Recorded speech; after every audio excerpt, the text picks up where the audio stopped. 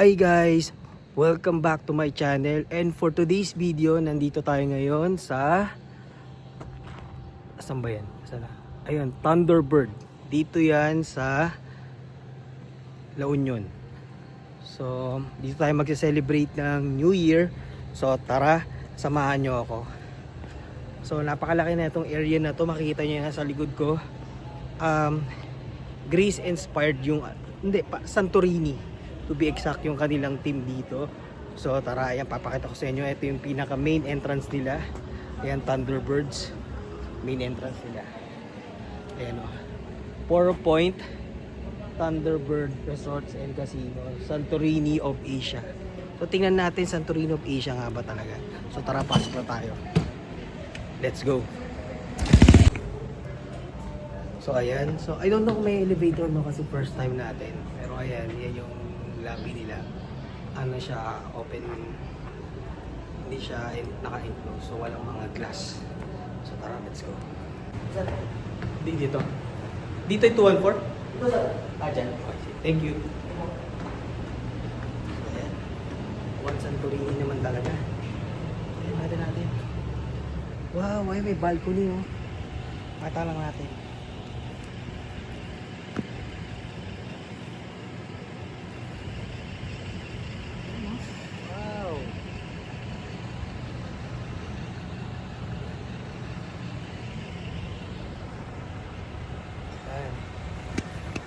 Santorini of Asia.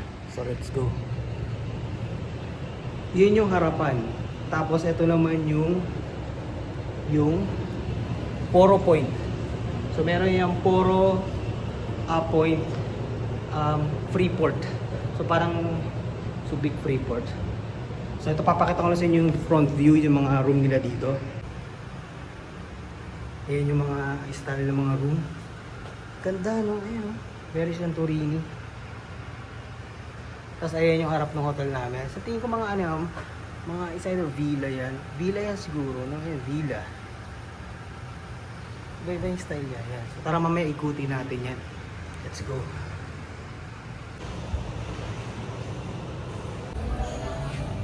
Hair braiding.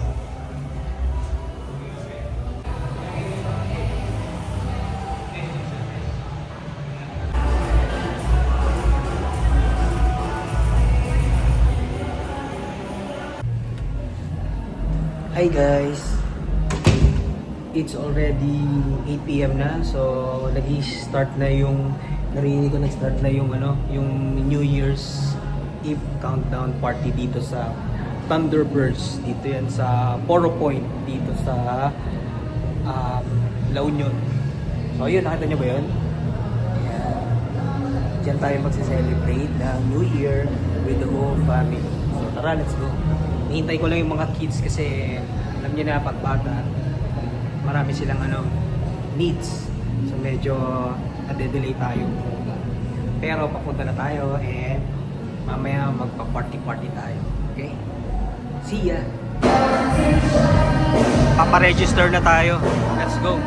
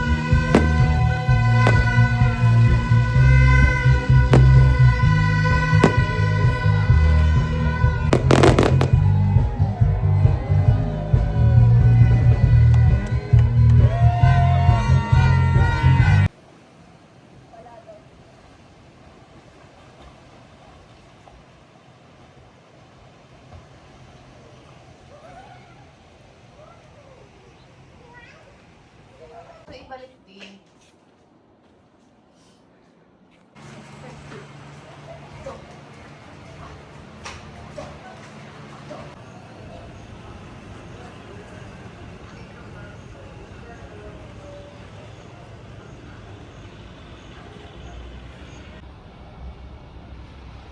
Ayan guys, ang ganda ng panahon, no?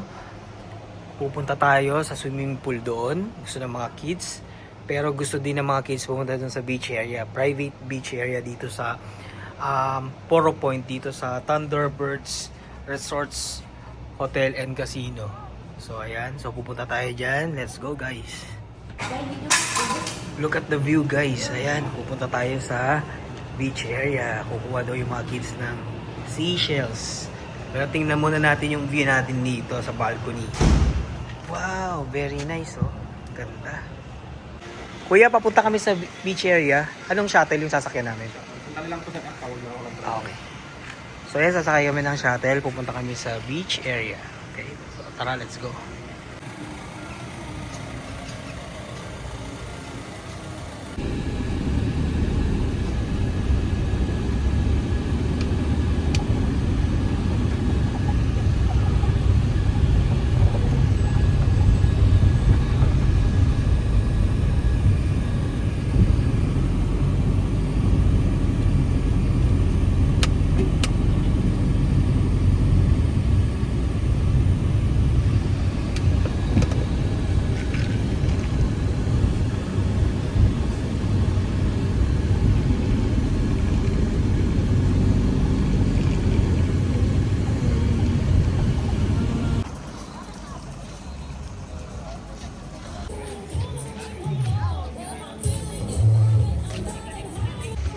Ayan, so high tide ngayon.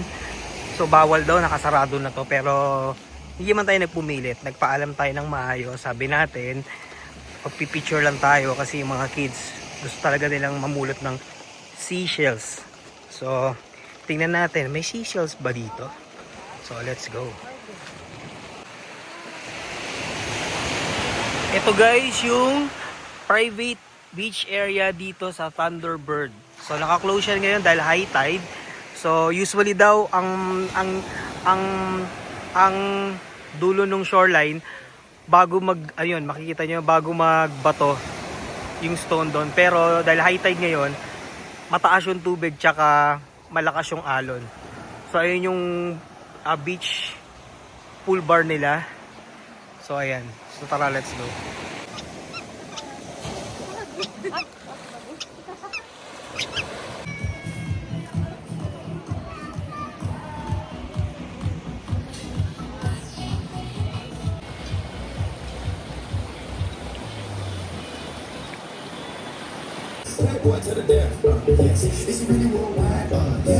Ito salmon. Tapos mamimili ka lang. Ayan yung bibig. Dito, kung familiar kayo sa Canyon Cove, pwede kayo magpaluto. Ayan, may mga fresh seafood sila, hotdog, barbecue. And then, ito yung price.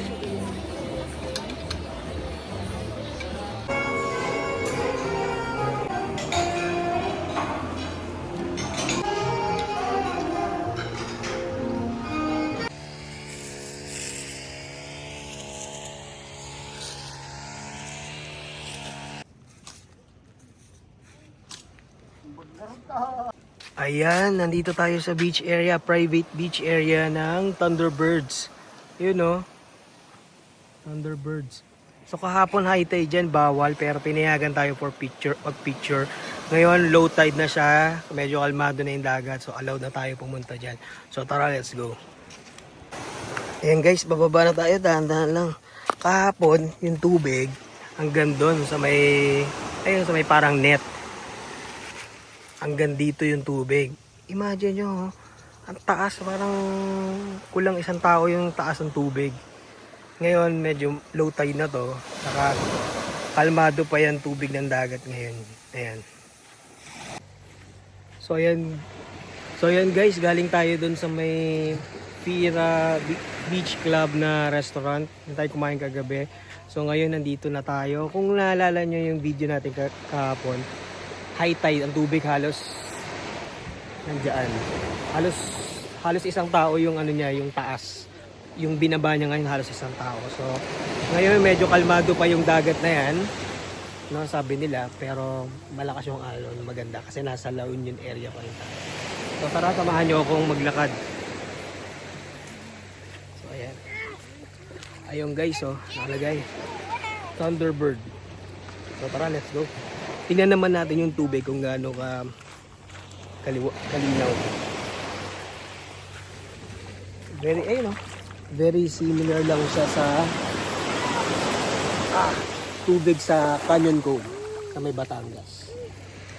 And white sand, pero very rocky. Especially dun sa part na yon, no? Dangerous dun yung mga kids. So dito lang muna yung private beach ng Thunderbird. So tara, explore muna natin.